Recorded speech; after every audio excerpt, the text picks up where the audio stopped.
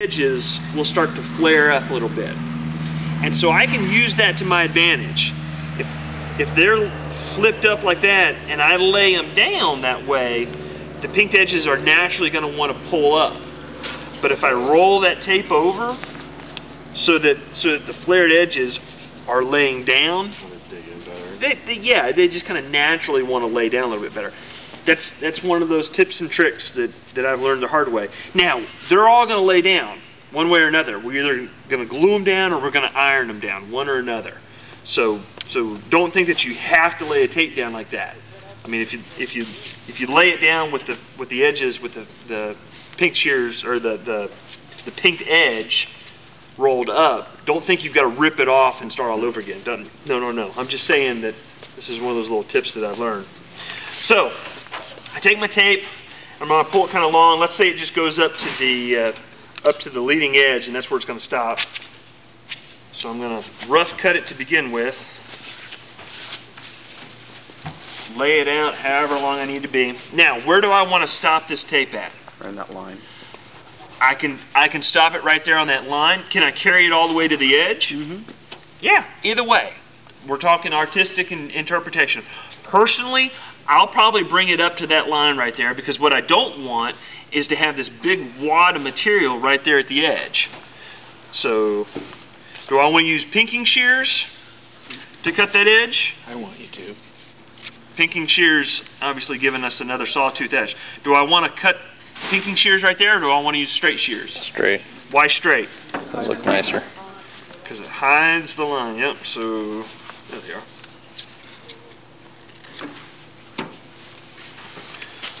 So straight edge. And I'll tell you what, just for giggles, let's say we're going to terminate right here, just so everybody can see it. Now, do I want to stop it on that line? Do I want to stop it somewhere in the middle? Same thing all over again. I've got this line that I'm going to see, so I'll use those straight scissors to cut that line as well. So at this point, I've got my tape. It's laid out, ready to go. Let's see your brush real quick. I take the poly brush. This is dry at this point. Pre-coat's been on. And so the first thing I do is I'm going to wet it out. Staying inside the lines, nice and neat. Right there. Take my tape. Lay it down in there. And as soon as I get it laid in, I take my hands and I just push it down. And I push it down in there, that way in case a gust of wind comes through the building or somebody opens the door, I don't want that to move around, because when I'm bullseyeing it down in there, it's straight for that moment. So at that point, wet my brush out, and then I wet out this tape all the way down. And what you'll notice is, depending on how much pressure you push on your brush, you can kind of control the width.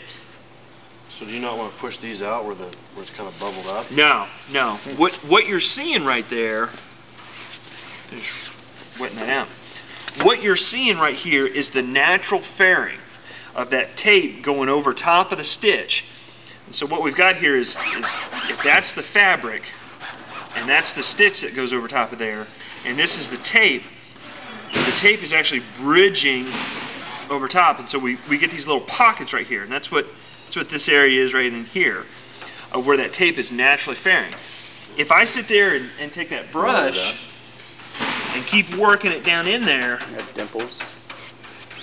it's going to flatten that out just a little bit, but more importantly, what's happening is I'm filling that area with weight. It doesn't do anything for me. So I just wet it out, dry it out. See what happened right there is that's where we've got a knot sitting on top that didn't get pushed underneath. So that's going to bridge up just a little bit higher than before. So let's cut one more here just so you can see it. Some airplanes, a J3 Cub is a perfect example, has false ribs on the nose. What it is, it's a rib that goes in between the actual full-size ribs, and it's there to give the leading edge a little bit of stiffness, a little bit of rigidity. But they only come back to about that area right there. And if you look at it in profile, that's your spar, that's your leading edge, and then the back side of the spar, it comes back and then just tapers in and goes to nothing. And so fabric would come over top, kind of like so. Now, is that considered structure? Mm-hmm. No. No, because it's only there on the back side of the spar, Oh, okay. just to give shape. And so we don't stitch to that. But do we need to tape to it? Do we need to put a tape over it? Yeah, because we've got a chafing issue, because it's touching the fabric right there.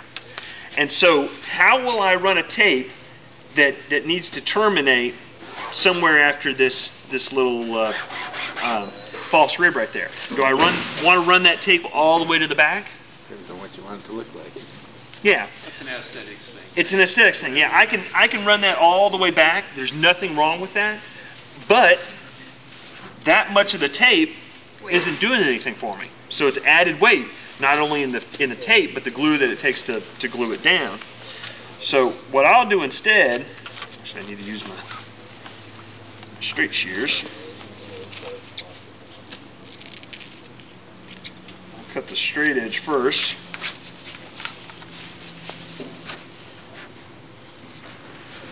And that's where it finishes, the false rib right there. And so what I'll do is come down here just a little bit away, let's say right there, and actually curve it. And we call this a bull nose. That's a real technical term. I don't know why it got that name. But the idea is to just take your pinking shears and cut curved in. Now why do I cut a curved in? Looks. Yeah, looks good. Could I cut that square? Absolutely. But what do square edges do for us? Draws attention to it. Draws attention not only to the eye, but what does that point do? Not so much the air, but for Vibration. the vibration, yeah. And so that's where it's going to focalize. And so what will happen is that'll be probably the first area that you could peel up, is that corner right there. So that's why I like to do a bull nose. I think they just look a little bit prettier. So same thing then. There'd be a pre-coat, and then we'd wet it out, and then we'd lay it down in there, and then we'd dry it, or brush another wet coat on top of it. Okay. See what I've done there though? Left it dry. I didn't get enough pink on there. Or you didn't flip it over right, or? One of the two. You gotta get it wetted out. What do I do now? Do you have another? Put more on it. Put more on it. Yep. So I get more pink, and I'm sure to wet it out. Now, if you're doing a black airplane, middle Arizona, you've got issues with high temperatures for whatever reason. Now that you've laid the tape down and it's dry, come back with another wet coat and lay another wet coat on top of it, and then let that dry. And that's 2 layers of glue that'll help hold that tape in place. Make sense? Now you all are working with us. You agreed that we can just use the clear cement there and do the same thing. I think so. It's just going to be thick. It is. Which is fine. Yeah. Or you could thin it a little bit. Yeah. They're dealing with some serious issues on high temperatures with their turbines that are cooking the tails of airplanes when they're stopped. But that's how we do it.